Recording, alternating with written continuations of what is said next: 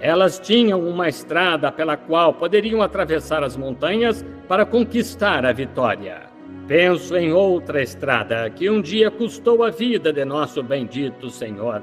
Não foi apenas uma estrada sobre a terra, mas um alto caminho chamado de Alto Caminho da Santidade, por onde o imundo não passará, mas somente aqueles que estão marcados. Somente aqueles que estão do lado em que ele está passarão por este alto caminho. Grandes vitórias já foram ganhas. Muitos de nós hoje podemos nos lembrar bem da Primeira Guerra Mundial. Lembro-me de quando eu ainda era garotinho.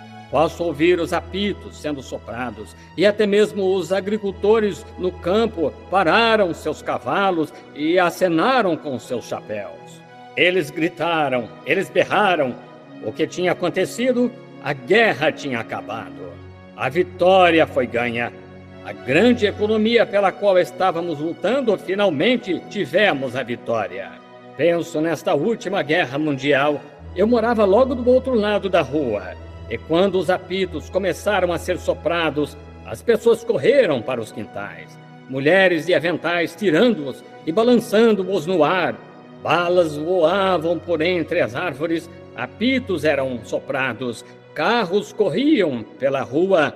As pessoas caíam de joelhos e levantavam as mãos. Elas gritavam, elas choravam. Por quê? Porque a guerra tinha acabado.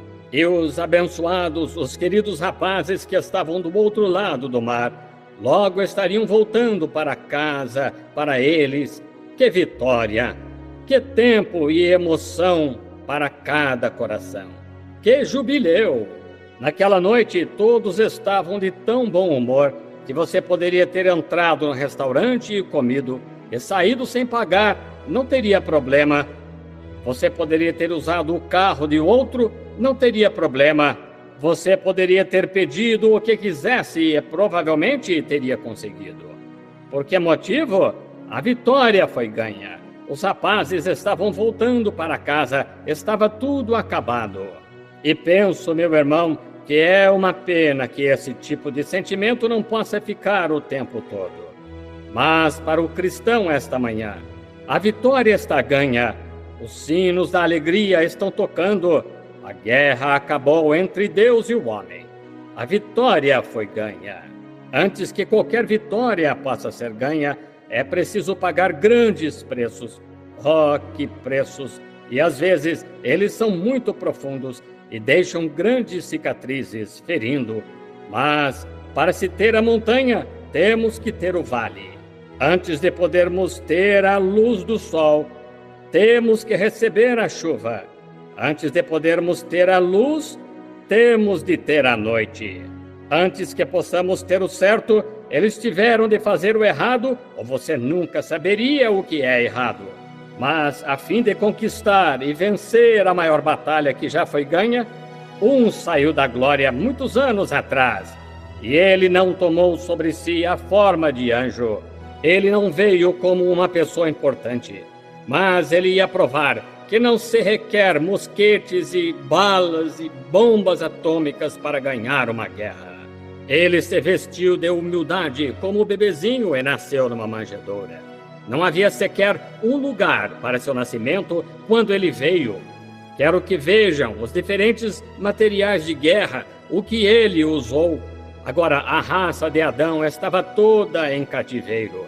Lá estavam eles, sem esperança, sem Deus, sem oportunidade, sem misericórdia, sem nada que pudesse ajudá-los. Os grandes inimigos das regiões inferiores dos perdidos. Os tinham encerrado na escuridão.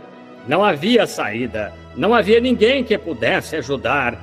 Nada poderia ser feito. Parecia uma perda total e completa. Mas nosso herói, que desceu dos portais da glória humilhando-se, porque não havia nenhum homem na terra que pudesse fazer o trabalho, estavam todos, mundanamente falando, no mesmo barco. Todos nascemos em pecado, fomos formados em iniquidade, viemos ao mundo falando mentiras, e nenhum de nós podia ajudar um ao outro. Estávamos desamparados, derrotados. Caos por todo lado, todos desunidos.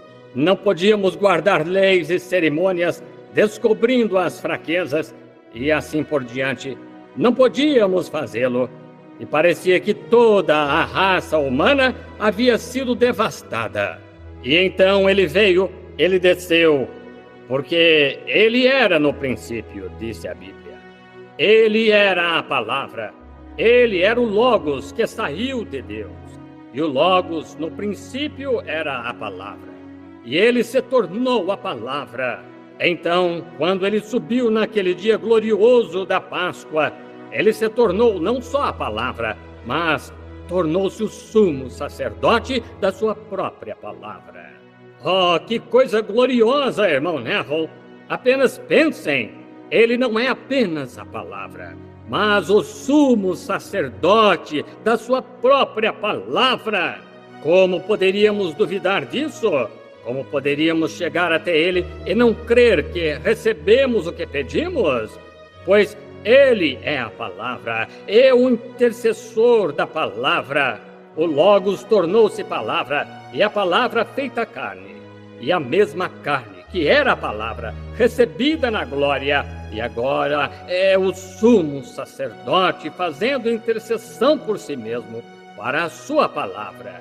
É disso que se necessita. Esse é o material que a igreja tem. Que arma! Nunca houve uma como ela. Ele era a palavra. E quando veio, ele nasceu numa manjedoura. Ele veio para usar a arma do A-M-O-R, amor, para conquistar o mundo. Não com balas de exército, não com metralhadoras e tanques. Mas ele veio de maneira diferente. Ele veio na forma de amor. Ele era o amor de Deus. Certa vez, quando bem jovem, eu pensava que Cristo me amava e Deus me odiava, porque Cristo morreu por mim, mas Deus tinha algo contra mim. Mas fui descobrir que Cristo é o próprio coração de Deus.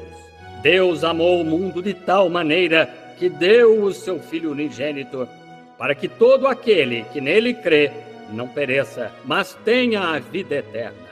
Agora, ele veio primeiro para conquistar. E o que o diabo tinha posto no mundo era o ódio. E ele veio para conquistar o ódio.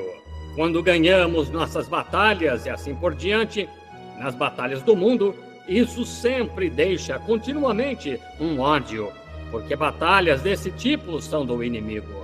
Mas Cristo veio com amor para conquistar o ódio, para amar aqueles que eram indignos de se amar. Ele veio com uma arma diferente. E ele se humilhou, fez-se um pouco menor do que os anjos, para sofrer a morte e dar exemplo. E quando esteve aqui na terra, ele caminhou entre os homens. Ele deu prova de suas armas de guerra quando curou os enfermos, quando pegou 5 pãezinhos e 2 pedaços de peixe e alimentou 5.000 pessoas. Ele provou que tinha o poder sobre todas as bombas atômicas que havia. Ele não só fez crescer peixe, mas crescer peixe cozido.